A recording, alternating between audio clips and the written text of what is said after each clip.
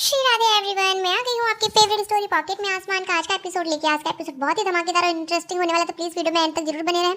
Channel पे नए हैं, चैनल को सब्सक्राइब करना, बेल आइकन को प्रेस करना बिल्कुल ना भूलें। एपिसोड की शुरुआत में हम देखते हैं कि जो अनीशा होती है वो उसके लिए दिग्विजय के लिए सैंडविचेस बना के लाती है, जो कि उसके पुराने दिनों में वो बहुत खाता था और उसे बहुत याद करता था और उसे बहुत ही पसंद था। तो यहाँ पे हम देखते हैं कि जैसे ही वो लेके आती तो वो इतने एक्साइटेड होकर खाता है और वो बोलता है कि अरे ये तो मुझे पुराने दिनों की याद आ गई, तुमसे पता है मुझे बहुत पसंद थी ये सैंडविचेस।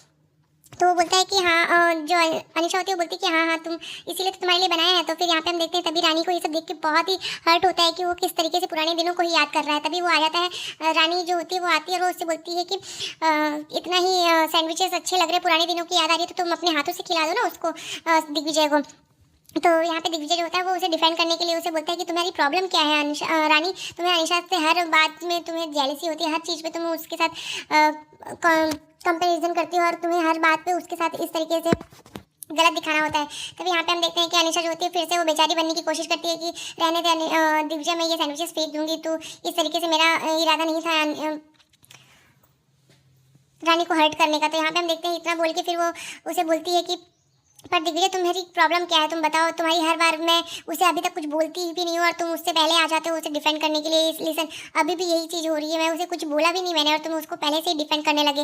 और यहाँ पे हम देखते हैं कि वो उसे बोलती है कि देखो, अगर तुम्हें ऐसा लगता है कि ये चीज़ें गलत है तो मैंने तो उसे कुछ भी बोला ही नहीं और ना ही मैंने कोई उसके ऊपर उंगली उठाई। और यहाँ पे वो रोती रहती है, वो बोलती है कि तुमने मेरे बारे में कभी सोचा है कि मैं कैसा फील करती हूँ, तुमने मुझसे कभी पूछा है, 2 मिनट मुझसे बैठ के बात की है तुमने। तो ये सब देख के बाहर देवू और माधुरी भाभी और ईशान और धनंजय खड़े होकर ये सब देखते रहते हैं कि किस तरीके से वो दोनों इस तरीके से बहस करते रहते हैं। पर यहाँ पे हम देखते हैं माधुरी सोचती है कि कहीं अभी माँ नहीं आ जाना ही, तो फिर वो तो और ये सब देख के उनको फिर से लगेगा कि अनीशा के लिए रानी ने ही कुछ किया, इस वजह से ये सब हो रहा है। तभी वो बोलती है कि देवू जो होती है बोलती है कि लेकिन ऐसे कैसे हो सकता है, किसी लड़की की लाइफ में उसके पति के सामने कोई और उसके ऊपर डोरे डाले और वो किसी और के साथ टाइम स्पेंड करे, तो वो कैसे बर्दाश्त करेगी। यहाँ रानी बहुत रोती रहती है, रानी को बहुत ही बुरा लगता रहता है पर वो कुछ कर नहीं पाती है। तभी यहाँ पे हम देखते हैं कि जो रानी होती है वो दिग्विजय से बोलती है कि अच्छा ठीक है दिग्विजय, तुम मेरे सवालों का जवाब दो। क्या देवू और ईशान के एंगेजमेंट के दिन तुमने जो मेरे साथ किया वो सब ये सोच के किया कि तुम अनीशा को फील कर रहे हो, अनीशा के साथ हो ये सब करने के समय, वो तो मैं आ गई थी इसलिए तुम ये सब मेरे साथ कर दिया। तो वो बोलता है कि ऐसा कुछ नहीं है, तुम, वो कुछ बोलता ही नहीं, वो चुप हो जाता है। फिर तभी वहाँ पे अनीशा उससे ये सब बोलती रहती है, तो वो सब चीज़ों का उस चीज़ों का मजाक बनाती रहती है। मतलब उसे ऐसा लगता है कि चलो फाइनली इन दोनों के बीच झगड़े हो रहे हैं। यहाँ पे दिग्विजय जो होता है वो फिर से रानी को इस तरीके से बोलता है कि तुम ये बहुत ज़्यादा ही सोच रहे हो, तुम बहुत ज़्यादा बोल रहे हो, पर मुझे कोई क्लैरिफिकेशन या कोई जस्टिफिकेशन नहीं दे रहा है तुम्हें जो सोचना है तुम वो सोच सकती हो। तभी वो उसे बोलती है कि अच्छा ठीक है कोई बात नहीं, मुझे जवाब नहीं देना है तुम्हें तो मत दो, पर मेरी एक शर्त है, तुम अगर सच में मुझसे प्यार करते हो तो अनीशा को इसी वक्त यहाँ से बाहर इसके घर पे भेज दो। तो फिर वो बोलती है कि अभी तो वो अभी ऑफिस जाने के लिए, हॉस्पिटल ज्वाइन करने के लिए भी बोल रही है और उसे इस तरीके से वो अभी ठीक है, तुम उसके लिए लेके आए थे ना कि वो ठीक फील नहीं कर रही, लेकिन अभी तो वो ठीक है ना, हॉस्पिटल ज्वाइन कर सकती है, कोई दुखी इंसान ऐसे थोड़ी ना हॉस्पिटल ज्वाइन करेगा। तो इतना बोल के फिर वो उससे बोलता है कि नहीं अनीशा कहीं नहीं जाएगी और फिर वो लोग चले जाते हैं वहाँ से।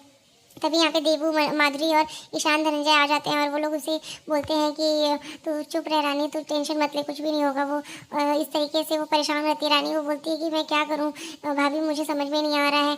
और तभी यहाँ पे हम देखते हैं कि जो नारायणी होती है वो माधुरी को कॉल करती है और उसे बोलती हैं कि आज हम लोग को देर हो जाएगी, यहीं पर हम लोग आज एक और पूजा करनी है, तो इस वजह से हमें यहाँ पर रुकना पड़ेगा।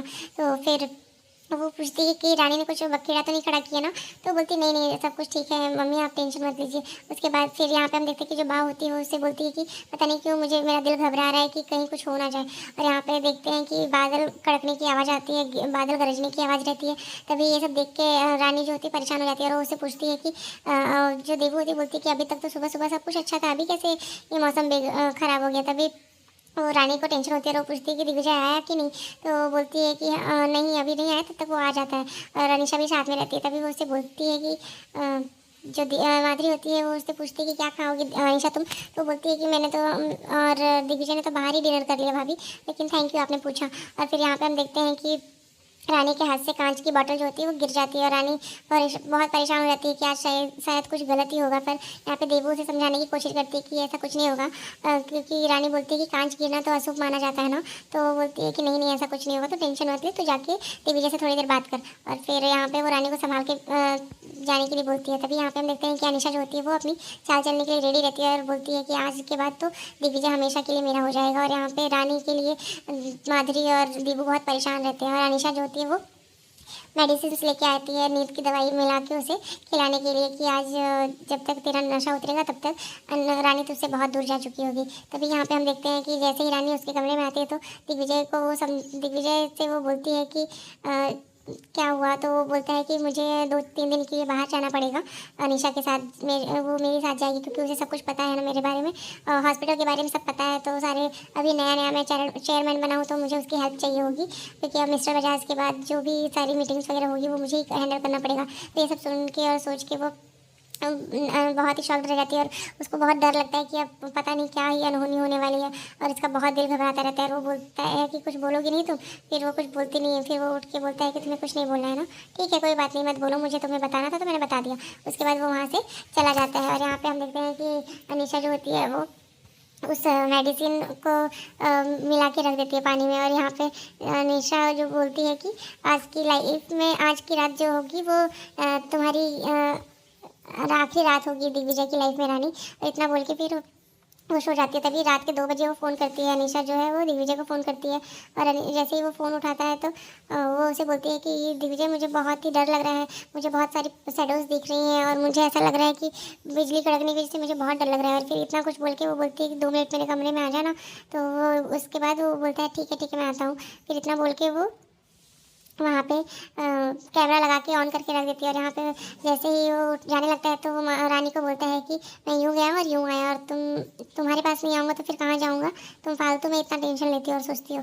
इतना बोल के फिर वो उसे फॉरहेड पे किस करता है और फिर रानी को इतना बोलता है और उसके बाद वो वहाँ से जाता है।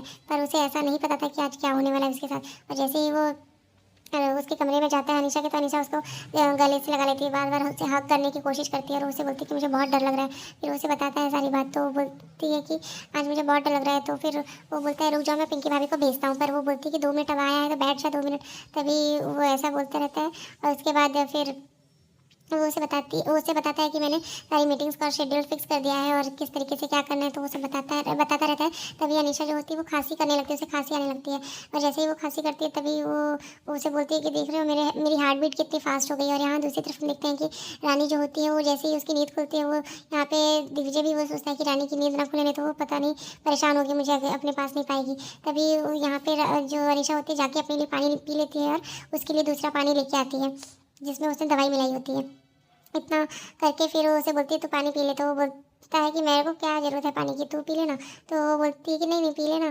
तो फिर इसके बाद वो उससे बात करने ही लगता है। तभी उसको चक्कर जैसा फील होने लगता है कि उसे चक्कर आ रहा है। पर जैसे ही वो उससे बात करते रहता है तो वो बोलता है कि लग रहा है मुझे बहुत तेज़ नींद आ रही है, मुझे जाना चाहिए कमरे में अपने।